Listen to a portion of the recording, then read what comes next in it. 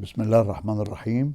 احنا هنبدأ دلوقتي مع بعض الكورس الخاص بصيانة وإصلاح شبكات الصرف الصحي للصف الثالث.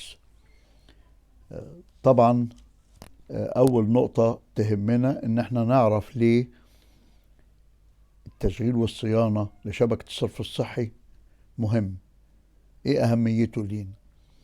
طبعا التشغيل والصيانة مهم جدا لما بيحصل أي طوارئ في الشبكة من طفح أو انسداد بيسبب مشاكل كبيرة في الشوارع وللمنطقة اللي بيحصل فيها، فمهم ان احنا نعمل الصيانة والمتابعة دي. نمرة 2، عشان نضمن استمرارية تقديم خدمة الصرف الصحي مع منع ارتداد المية اللي بتخرج من الصرف الصحي على المنشآت وتسبب خسائر كتيرة. الحاجة التانية اللي مهم ان احنا نعرفها اللي هي شبكات الصرف الصحي دي بتتكون من ايه؟ بتتكون من 4 نقط مهمة أو 4 أجزاء مهمة. نمرة 1 الوصلات المنزلية، وبتكون من غرفة التفتيش حتى أقرب مطبق. 2 خطوط فرعية، دي بتبقى قطرها من 6 بوصة ل 12 بوصة. أما الخطوط الرئيسية فقطرها من 12 بوصة ل 24 بوصة. وخطوط التجميع، ودي أكبر حاجة اللي بتجمع الخطوط الفرعية والرئيسية وبتصب فيها، بتبقى من قطر 24 بوصة فأكثر.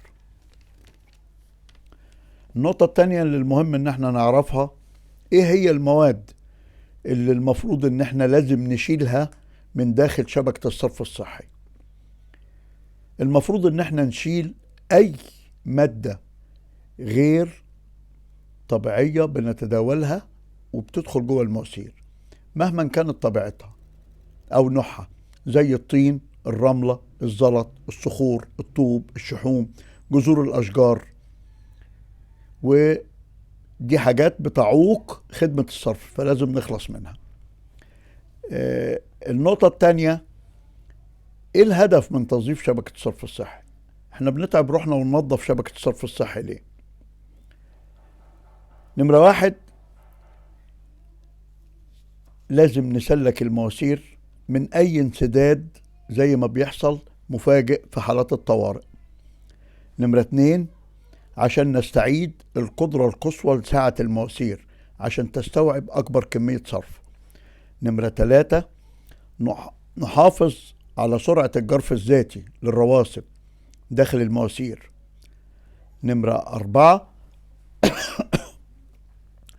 بنكتشف أي أماكن فيها قصور في المواسير أو التوصيلات. نمرة 5، نقدر عن طريق تنظيف الشبكة باستمرار إن احنا يبقى مسموح لينا نقدر نخلي الأفراد يقوموا بالكشف على الشبكة بسهولة.